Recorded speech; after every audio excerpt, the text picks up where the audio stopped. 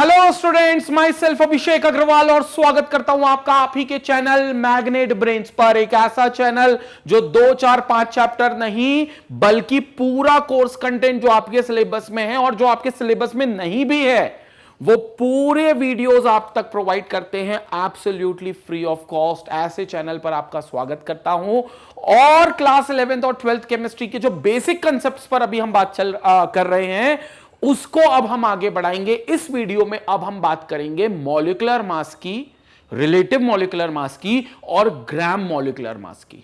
मतलब अभी तक हमने क्या देखा पिछले वीडियो में कि भैया एटॉमिक मास क्या होता है, तो उस एटॉमिक मास की यूनिट क्या होती है और उस एटॉमिक मास को अगर हम ग्राम में लिख दे यानी कि ग्राम एटॉमिक मास, तो वो क्या होता है। अब इस वीडियो में बात करेंगे मॉलिक्यूलर मास की। अब आपको पहले तो यह तय करना होगा कि मॉलिक्यूलर मास को जानने से पहले कि क्या हमें मॉलिक्यूल पता है। तो हां, बिल्कुल पता है। हमने एक वीडियो में देखा है कि मॉलिक्यूल क्या होता है। जैसे मैं बात करूं कंपाउंड में, तो पानी तो हमारा कंपाउंड है, तो पानी के कंपाउंड में हमारे पास वाटर का एक मॉलिक्यूल होगा। वाटर का मॉलिक्यूल मतलब अगर कोई बोले H2O का मॉलिक्यूल, तो H2O के मॉलिक्यूल के लिए आप एक बॉक्स बना देना ऐसा एक मॉलिक्यूल को बताने के लिए और उसके अंदर लिखना HOH। कोई पूछे ये क्या बनाया, तो बोलना सर ये H2O का मॉलिक्यूल है।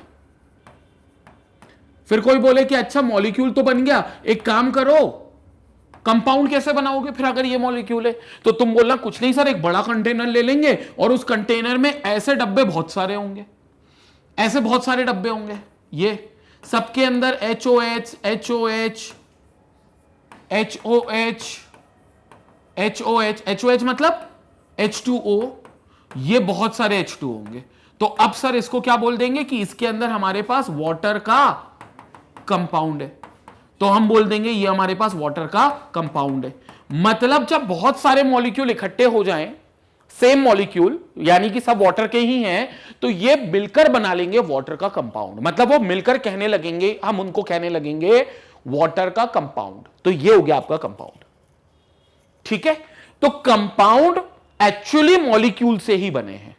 तो मॉलिक्यूल कौन हो गया, जब 2 या 2 से अधिक मॉलिक्यूल एक जगह पर मिल जाएं तो वो कंपाउंड की रचना कर देते हैं, और जो मॉलिक्यूल हो गया वो उस कंपाउंड की सिंपलर यूनिट हो गई।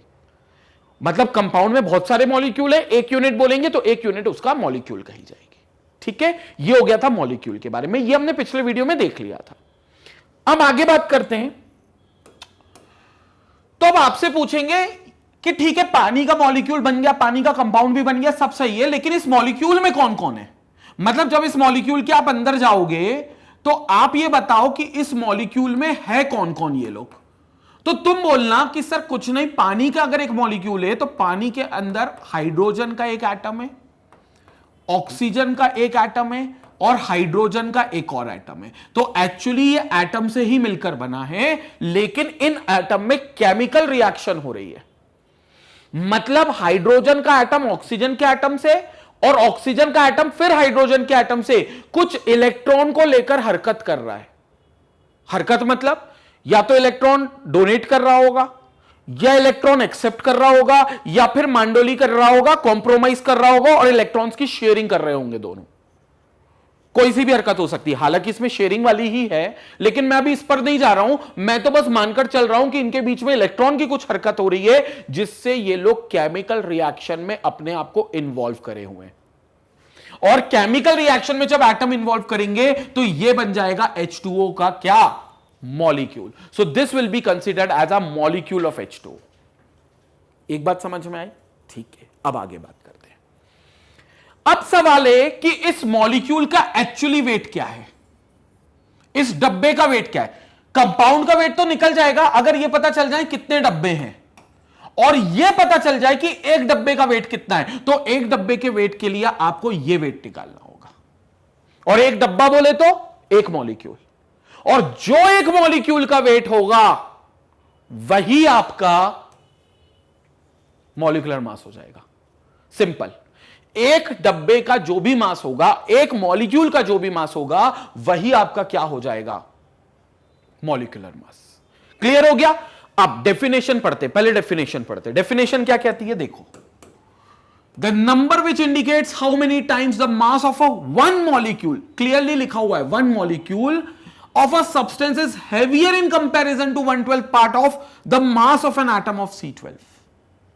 अब यह बात तो तय थी कि मास होगा, लेकिन आप उस मास को कंपेयर किससे करोगे? तो मास का कंपैरिजन तो हमने पूरी दुनिया के लिए एक ही रेफरेंस बना रखा है, वो है C12 एटम का 1/12 पार्ट का मास। मतलब कार्बन 12 का जो एटम है उसके 12 टुकड़े करें अगर, तो जो एक टुकड़े का वेट होगा वो हमारा रेफरेंस बनेगा दुनिया के सारे मासेस के लिए। एटम में भी वही रेफरेंस बना था, मॉलिक्यूल में भी वही बनेगा। तो अल्टीमेटली एक मॉलिक्यूल कितने टाइम्स है उस कार्बन 12 के 1/12 पार्ट के मास के मुकाबले, वो उसका मॉलिक्यूलर मास हो जाएगा। लेकिन अब यह तय करना है कि निकालोगे कैसे। फॉर्मूला तो वैसे दिया हुआ है, तो अब फॉर्मूला आपको दिया हुआ है that mass of one molecule, it's basically a molecule not an atom, so mass of one molecule of an element divided by 1/12 part of mass of one atom of C12 atom. लेकिन problem यह है कि आप ये निकालोगे कैसे, मतलब how you calculate the mass of one molecule. आप वन मॉलिक्यूल का मास कैलकुलेट करोगे कैसे? तो सिंपल सी बात है, मॉलिक्यूल किससे बने हैं सर? एटम से। तो जब मैं कहता हूं कि मॉलिक्यूल एक डब्बा है, ये एक डब्बा आपका एटम से बनाए, तो क्यों नहीं इन एटम का मास ऐड कर देते? और एटम का मास तो हमें पता है, पिछले वीडियोस में हमने एटॉमिक मास पढ़कर आए। तो एटम के मास को हम देख लेंगे, ये पता कर लेंगे कौन कौन से एटम और कितने कितने हैं, तो मॉलिक्यूल का मास आ जाएगा। क्योंकि अल्टीमेटली मॉलिक्यूल को बनाने वाला तो एटम ही है ना, जिसने केमिकल रिएक्शन करी होगी। तो आप क्या करो, आप इसमें एटम का मास निकाल लो। अब देखो एटम का मास निकालना है तो जल्दी बोलो, हाइड्रोजन का एक एटम सर 1 यूनिफाइड मास का, याद आ रहा है? एक एटम का मास 1 यूनिफाइड, जिसको आप 1 AMU भी बोलते थे, लेकिन आज की तारीख में AMU नहीं बोलते, आज की तारीख में U बोलते हो, यूनिफाइड मास। तो ये 1U हो गया। वैसे ये वाला मास ये भी 1U का हो गया, ये तो ऑक्सीजन है, ये वाला मास 1U का हो गया। और ये जो बीच में है कौन? ऑक्सीजन। ये बीच में जो ऑक्सीजन है, इसका ऑक्सीजन का मास कितना हो गया? इस ऑक्सीजन का मास हो गया 16U। कितना U? 16U। तो ये हो गया आपका 16U। तो अब पूरे डब्बे का मास कितना होगा? 1U plus 16U plus 1U, बोले तो 18U। तो ये मास हो जाएगा एक पूरे मॉलिक्यूल का, जिसको आप 18 यूनिफाइड मास बोलते हो, जिसके अंदर एक हाइड्रोजन का एटम का मास ऐड हुआ है, जो ऑक्सीजन के एटम से बॉन्डेड था, तो ऑक्सीजन के मास भी उसमें एटम का ऐड हुआ है, और जो खुद तीसरे आगे चलकर दूसरे हाइड्रोजन के साथ बॉन्डेड था, तो दूसरे हाइड्रोजन का भी मास ऐड हुआ है। मतलब 2 हाइड्रोजन के एटम का मास और 1 ऑक्सीजन के एटम का मास, क्योंकि इन तीनों ही एटम से एक मॉलिक्यूल बन रहा था। तो ये तीनों मिलकर कितने हो गए? 18U। क्लियर हुआ? तो ये इसका H2O का मॉलिक्यूलर मास हो जाएगा, क्योंकि ये एक डब्बा एक मॉलिक्यूल है, तो फिर ये इसका एक मॉलिक्यूलर मास कहलाने लगेगा। आपको डेफिनेशन की जरूरत ही नहीं है, मतलब मैंने तो डेफिनेशन देखो लिख दी फॉर्मेलिटी के लिए, लेकिन आपको कोई काम नहीं है इस डेफिनेशन का। रॉन्ग इसलिए कर रहा हूं क्योंकि कोई काम नहीं है आपको इस डेफिनेशन का। मेरी बात समझ में आ रही है? कैसे निकालोगे? सिर्फ एटम के मासेस को ऐड कर करके। वाटर में जैसे मैंने हाइड्रोजन, ऑक्सीजन और हाइड्रोजन, इनका मास ऐड कर दिया, तो जैसे इनका मास ऐड कर दिया, आपको क्या निकल गया? वाटर का मॉलिक्यूल का मास निकल गया। वैसे ही और निकाल लें, और निकाल लेते हैं। पहले आप एक स्क्रीनशॉट ले लो ताकि मैं जगह बना लूं थोड़ी सी।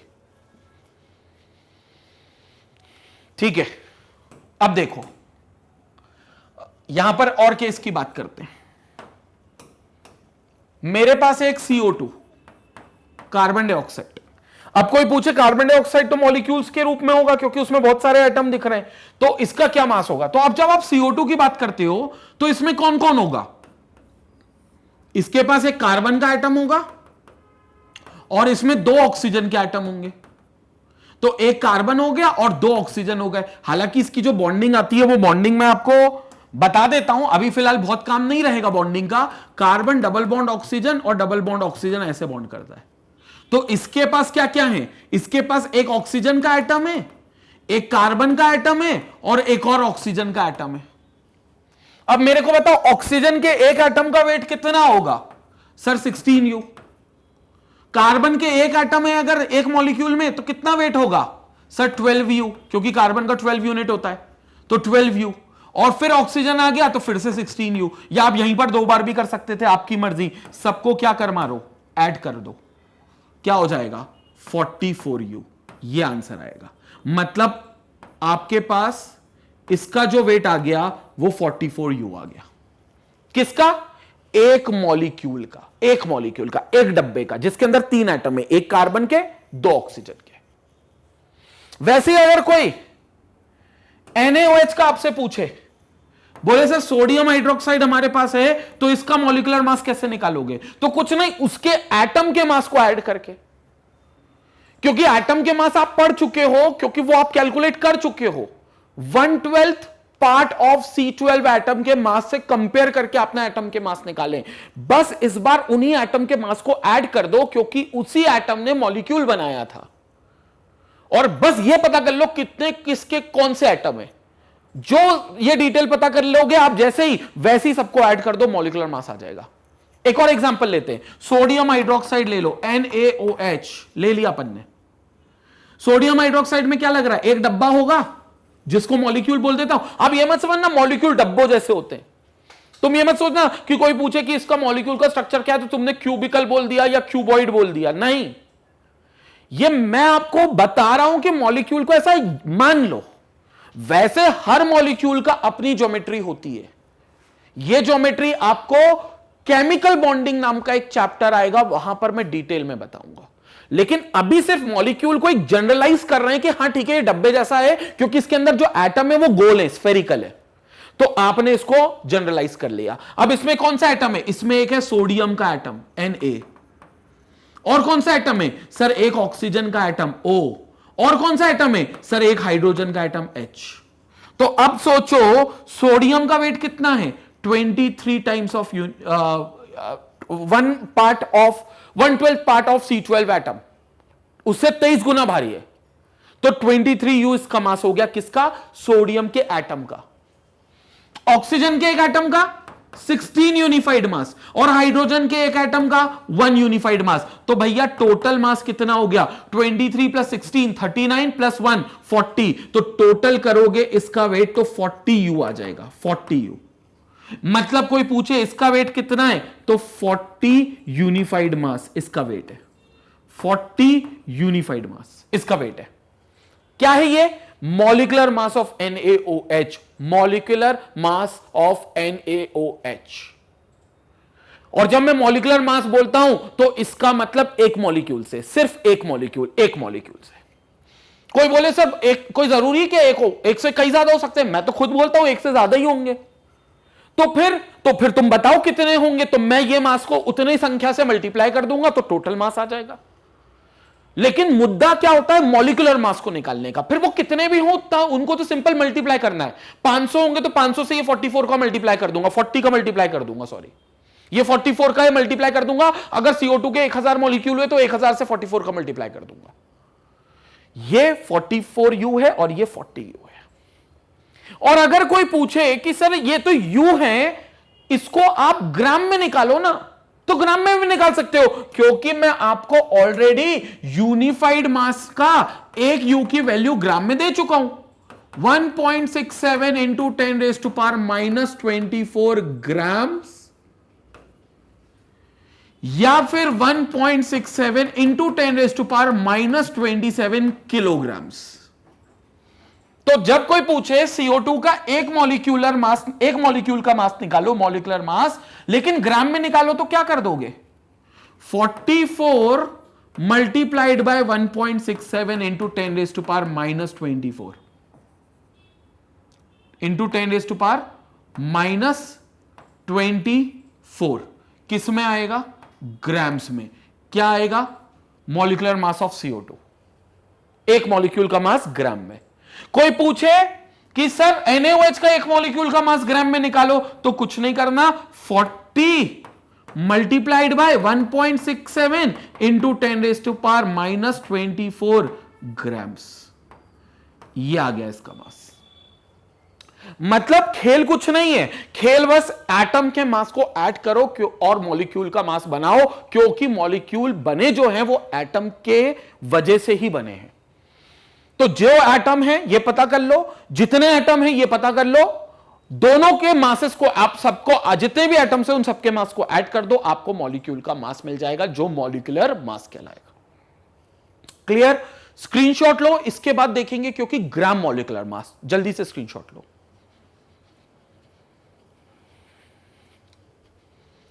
तो ये हो गया हमारे पास क्या, हमारा मॉलिक्यूलर मास यानी कि एक मॉलिक्यूल का मास।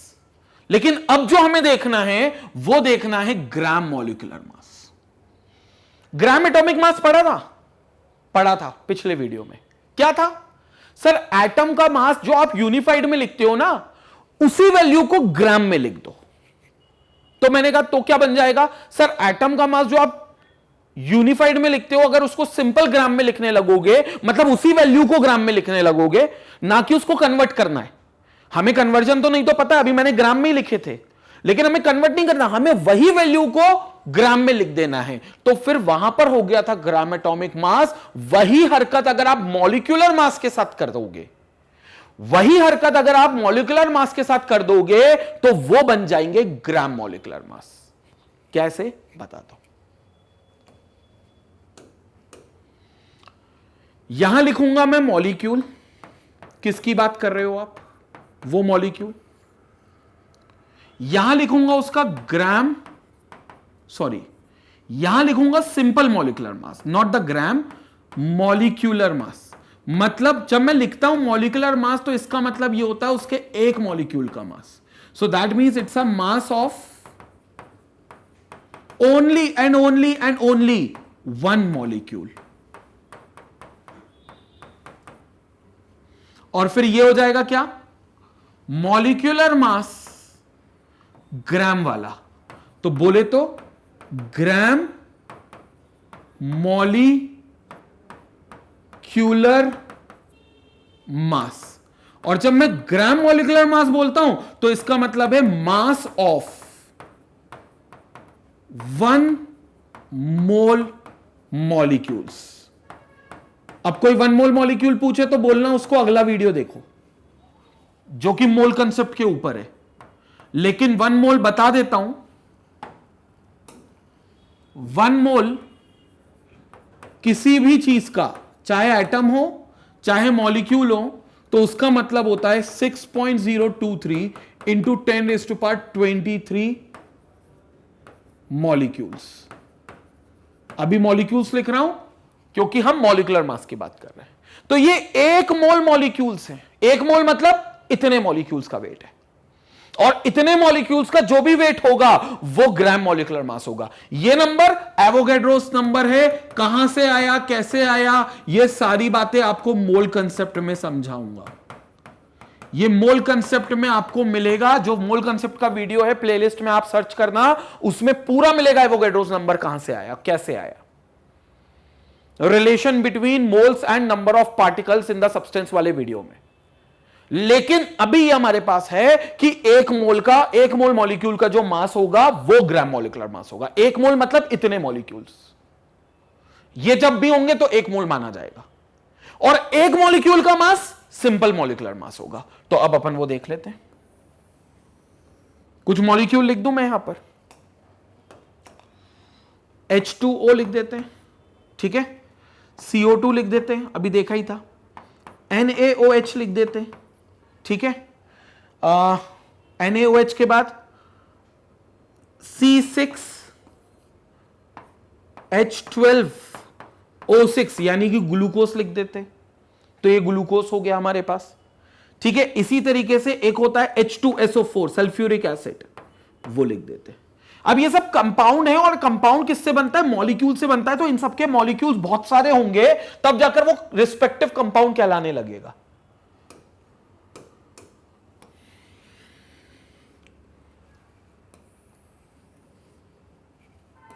अब देखेंगे यहां पर इनके मॉलिक्यूलर मास और इनके ग्राम मॉलिक्यूलर मास, ठीक है। चलो अब देखो यहां पर H2O का एक मॉलिक्यूल क्या लगता है किससे बना होगा? सर एक H के एटम से, एक O के एटम से, एक H के एटम से। ऐड कर दो, H का एटम 1U, एक O का एटम 16U और एक और H का एटम 1U। 1 + 16 + 1 18U, मतलब 18U इसका मास हो गया। किसका? एक मॉलिक्यूल का मास। सिंपल इस वैल्यू को उठाओ और ग्राम में लिख दो। तो 18 की 18 वैल्यू उठाई और 18 ग्राम लिख दिया। अब ये क्या हो गया? ये हो गया gram molecular mass. Gram molecular mass, simple. कोई पूछे ये किसका वजन है, तो बोलना H2O के मॉलिक्यूल का। बोले कितना? एक। बोले नहीं नहीं एक नहीं, एक का तो ये वजन है। तो फिर बोले फिर ये कितने कितने मॉलिक्यूल का वजन है, तो बोलना इतने मॉलिक्यूल का वजन है। 6.023 × 10⁻23, बोले तो एक मोल मॉलिक्यूल का वजन है। और इसको मॉलिक्यूलर मास बोल देते हैं। जो सिंपल वैल्यू आए उसको 18U से उठा दो, किसमें? 18 ग्राम में। CO2, कार्बन का एक एटम 12 और ऑक्सीजन के 2, 16 × 2 32, 32 और 12 44U। तो फिर सिंपल ये वेट 44 ग्राम, जो ग्राम मॉलिक्यूलर मास हो गया। NaOH, Na का 23, 16 और 1 अभी देखा था 40U और इसका 40 ग्राम, सिंपल। C6H12O6, कई लोगों को लगता है सर ये तो बहुत ही टफ कैलकुलेशन है। कोई टफ नहीं है। ग्लूकोज है, ये मॉलिक्यूल एग्जिस्ट करता है। जो ग्लूकोज होता है वो यही फॉर्मूले का होता है। फ्रक्टोज भी हो सकता है, क्योंकि ग्लूकोज और फ्रक्टोज दोनों का मॉलिक्यूलर फॉर्मूला सेम है, C6H12O6। लेकिन क्या मॉलिक्यूल का मास है? कार्बन के 6 एटम है, 6। एक एटम कितने वजन का? 12 का। तो एक काम करो, कार्बन के 6 एटम है, तो कार्बन के 6 एटम है, तो यहां पर देखो कार्बन का 12 × 6 हो जाएगा, कितना? 72। हाइड्रोजन के कितने? 12 और 12 × 1 कर दो, क्योंकि एक का वजन 1 होता है, तो 12 का वजन 12 होगा, तो 12 हो गया। और ऑक्सीजन के कितने? ऑक्सीजन के 16 है और कितने एटम है? 6। 16 × 6 कर लो, आपको मिलेगा 96।